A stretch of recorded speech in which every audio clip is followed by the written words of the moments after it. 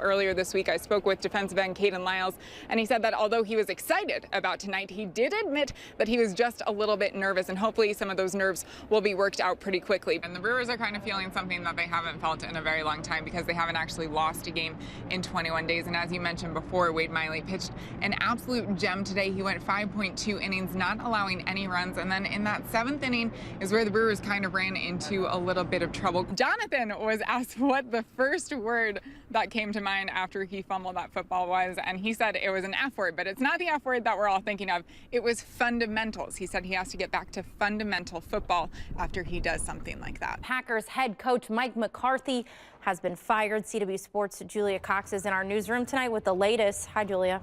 Yeah, shortly after Green Bay's 20-17 loss against the Arizona Cardinals, the Packers announced that they have parted ways with head coach Mike McCarthy. Offensive coordinator Joe Philbin has been named the interim head coach. It was a pretty tough night for both teams to start things out. Wisconsin was just 2 for 15 from the floor before they got things going. What was really surprising was Ethan Happ. He had just 6 points and 3 rebounds. He actually didn't even see the floor for the final 4+ minutes of the game. Yeah, guys, so Mark Murphy said that the Packers search committee narrowed it down to about 10 candidates, but he said that the first 9 just didn't really stand out to anyone. But it just so happens that Matt LaFleur was that 10th candidate, and Murphy jokingly said that his interview went pretty well. It's a pretty big day for Jerry Kramer. What did he mean to the Packers? And if you believe he deserves to be in the Hall of Fame, why? Well, I believe he deserves to be in the Hall of Fame. The Packers' passing attack takes a hit. Wide receiver Geronimo Allison is out tonight against the Patriots due to a groin and hamstring injury. Their pass defense, however,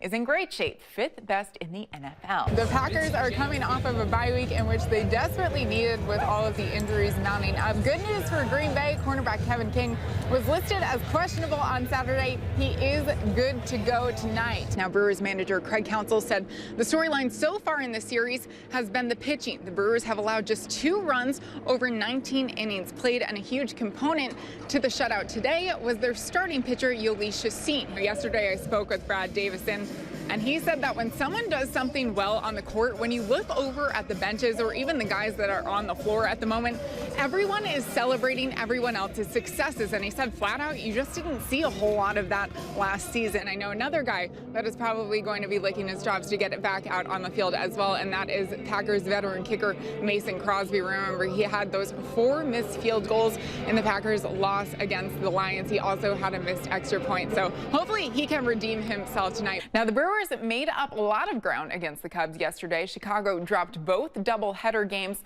and the Brew Crew picked up a dub. Entering today, they are just 2.5 back in the NL Central race. The Brewers taking on the Giants, looking for the 3-game sweep. Just a week after Aaron Jones fumbled the football, taking away any momentum that the Packers had against the Patriots. It was Jones redeeming himself with a strong ground game, pushing the Packers past Miami. Yeah, Steve Stricker and Jerry Kelly actually did really well today. They were both tied for the lead at -13 after Stricker's 18, and then Jerry Kelly had the solo lead at -14 for about 5 minutes, and then McCarron made those back-to-back birdies.